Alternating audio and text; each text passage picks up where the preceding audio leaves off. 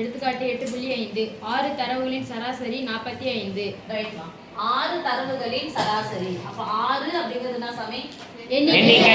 எத்தனை தரவுகள், எத்தனை அப்படின்ற கேள்விக்கு பதில் சொல்லக்கூடியது எண்ணிக்கை. அப்ப தரவுகளின் எண்ணிக்கைனா சொல்லுவோம் n = 6 தரவுகளின் சராசரி. சராசரி என்ன சொல்லுவோம்? x = 47.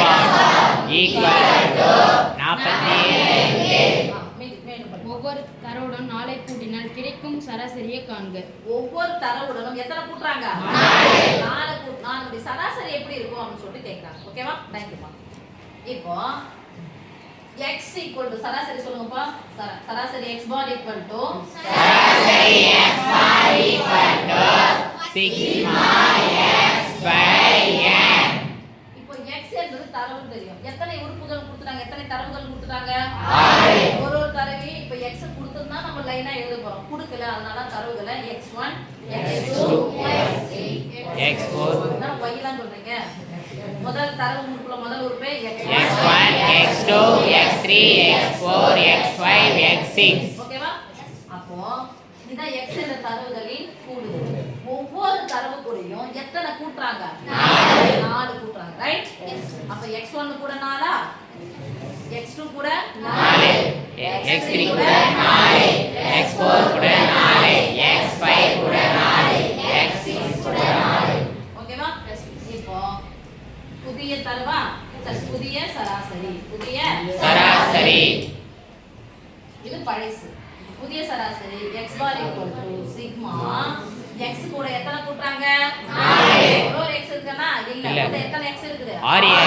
அப்ப 6 கூடயும் 4 நாளா கூட்டிட்டே போறாங்களா? அப்போ ஒவ்வொரு உறுப்பு கூடயும் எத்தனை கூட்டுறாங்க? 4 கூட்டுறாங்களா? ஆமா நிக்கிறீங்களே. Yes miss. ஈக்குவல் டு சராசரி அங்க ஏற்கனவே என்ன கூட்டாங்க? 47 அப்படியே போட்டுக்கலாம். Yes miss. Okay? Yes miss. இது போட்டுக்கலாம். x1 + 4. ரைட்? Yes miss. அடுத்து x2 கூட 4 கூட்டுறாங்க. இரண்டாவது உறுப்பு கூட 4. x அப்புறம் x3 + 4. அப்புறம் plus x4 x4 + 4 plus x5 plus 4 plus x6 plus 4 by மொத்த உறுப்புகள் எத்தனை தான்? 6.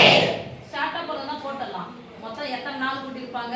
6 நாள் கூட்டிருப்பாங்க. 6 நாங்க எவ்வளவு? 24 போட்டுருக்கலாம். ஆனா உங்களுக்கு தெரியுறதுக்காக போறோம். குரூப் எக்ஸாம்லாம் போகும்போது இந்த மாதிரிலாம் போட்டு உட்கார்ந்தா டைம் வேஸ்ட். ஓகே? இப்போ பாருங்க sigma x1 plus x2 plus x3 plus x4 plus x5 plus x6. ஓகேவா? ஒரு நாள் 4, 2 நாள் 8, 3 நாள் 12, 4 நாள் 14 5 நாள் 20 6 நாள் 24 plus 4 by by இப்போ x1 plus xn 6 உறுப்புகளின் தரவுகளின் கூடுதல் நம்ம என்ன சொல்றோம்? சிக்மா x சொல்லிக்கலாமா? Yes miss. 6 உறுப்பு இருக்கு. இந்த சிக்மா x போட்டுக்கலாம். இங்க என்ன இருக்கு பிளஸ்ஸா?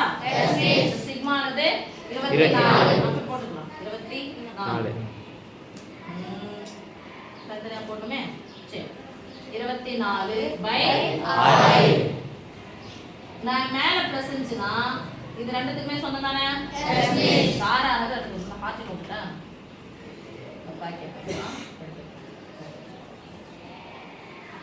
பாருங்க சிக்மா x plus 24 by 6. கீழ பகுதியில ஒரே ஒரு நம்பர் இருந்துச்சுனா மேல எத்தனை நம்பர் இருந்தாலும் அந்த பகுதியானது எல்லாத்துக்குமே சொந்தம்.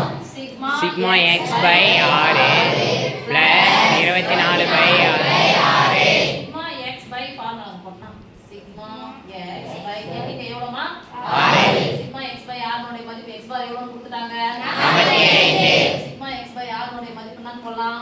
48 plus சொல்லலாம் பாருங்க ஓரால் 6 4 24 கூட்டினா எவ்வளவு வரும்? 49. அப்ப பழைய சராசரி பிளஸ் எந்த நம்பரை கூட்டுறோமோ ஒரே நம்பரை எல்லா தரவுகள் கூட கூட்டிக்கிட்டே வந்தோம்னா அதே நம்பரை எது கூட கூட்டிக்கணும் சாமி? சராசரி கூட கூட்டிக்கணும்.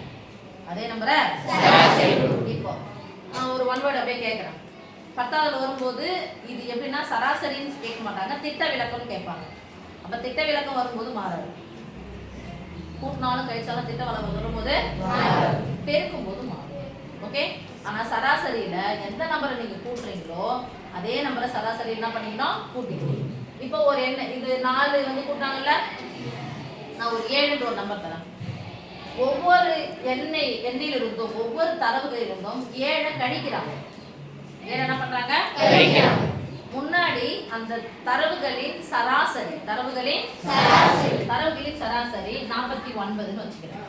தரவுகளின் சராசரி என்னது? 49. ஒவ்வொரு எண்ணிலிருந்தும் எதை கழிக்கிறாங்க? 7 கழிக்கிறாங்க. எனில் புதிய சராசரி எவ்வளவா இருக்கும்? 42. அவ்வளவுதான் சார். நானே இங்கே போட்டுருக்கேன்ல, பழைய சராசரியிலிருந்து ஒவ்வொரு எண்ணிலிருந்து 7 கழிச்சா அப்ப அந்த 7 எடுத்து எதுலையும் கழிச்சிடணும், சராசரி கழிச்சுட்டா நமக்கு ஆன்சர் கிடைச்சிடும். கூட்டுனா எந்த நம்பர் கூட்டுறோமோ அதே நம்பரை சராசரி கூட கூட்டிப்போம். கழிச்சாங்கன்னா எந்த நம்பர் கழிக்கணுமோ அதே நம்பரை சராசரியில இருந்தோம். ரைட்?